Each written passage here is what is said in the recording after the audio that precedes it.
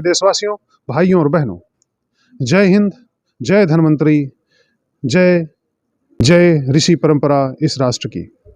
मैं आप सबके सामने यही कहना चाहूँगा कि व्यक्ति के पास मूल रूप से 6 सुख होते हैं। आपके पास कितने हैं मैं जानना चाहूँगा कि आप किन किन सुखों को पा रहे हैं। क्या पहला सुख है निरोगी काया आपके पास? शायद 100 में से 99% लोगों का उत्तर यही होगा कि नहीं, नहीं निरोगी काया। दूसरा सुख है घर में माया। कैसी माया है आपके पास? निश्चित रूप से यदि आप उस माया का अर्थ केवल धन से निकालते हैं तो आप सबके पास थोड़ा बहुत हो सकता है, पर धन के अतिरिक्त भी जो माया होती है वो है आपका अपने समाज में और अपने आप के प्रति क्या उत्तरदायित्व निहित है, कितनी आपकी आभा है आपके आसपास, आपके परिवार और समाज में, वो माया के अंतर्गत आती है।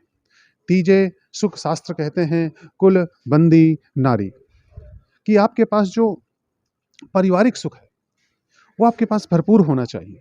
स्नेह, प्यार, आत्मसम्मान, आत्मबल, ये सब उसमें निहित है।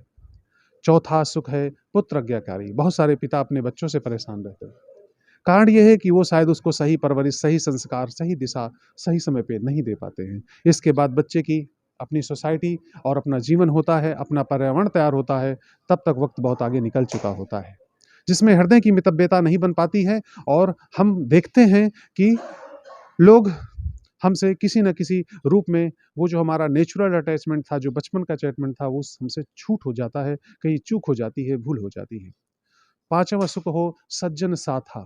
जितने लोगों से भी हम जुड़े हुए हैं, कितने लोगों को शक की निगाह से आप देखते हैं, कितने लोगों पे भरोसा कर सकते हैं, कितने लोगों पे आपको इतना विश्वास है कि निश्चित रूप से यदि ये हमारे हित में है कि ये हमसे जुड़ा हुआ है, ये हमारे हित में ही सोचेगा जो हमसे मिला हुआ है। ऐसे लोगों को यदि आपको मिलते हैं तो बिखरे हुए मोती के समान होते हैं। उनको संजोए पिरोएं, अपने साथ जिंदगी भर उनके साथ चलने का खुद भी प्रयास करें और उनको जोड़ के रखने का प्रयास करें, क्योंकि रिश्तों को पल्लवित करना पड़ता है। छठवां सुख हो सज्जन पासा।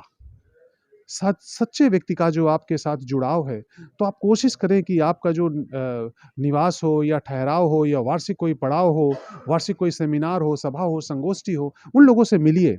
उन एकत्रित लोगों को कम से कम एक जगह जोड़िए जो एक आपके साथ समदृष्टि विजन लेके चल रहे हैं। जैसा कि हम सभी यहाँ संस्थान वाले उपस्थित हैं विश्व केंद्र नई दिल्ली में, और मैं डॉक्टर नागेंद्र चित्रकूट से, श्री राम एजुकेशन सोसाइटी से, मैं आप सबके साथ यही कहना चाहता हूं कि हम एक निरोगी राष्ट्र का, स्वस्थ राष्ट्र का निर्माण कर सकते हैं। हमें जो चीज़ों में बांटा गया है, जिस पैथी में बांटा गया है, वो चाहे नेचुरोपैथी हो, चाहे आयुर्वेद हो, चाहे एलोपैथी हो, इस समय हमें एक पैथी पे विचार करना चाहिए। वो होनी चाहिए हेल्थोपैथी, जिसमें सभी चीज़ों का एक समग्र दृष्टिकोण, सबकी पॉजिटिविटी चीज़ें लेकर के हमें साथ में चलने का प्रयास करना चाहिए। और इस राष्ट्र में बटी हुई जो विचार तंत्र है, इसको एकत्र होने की जरूरत है।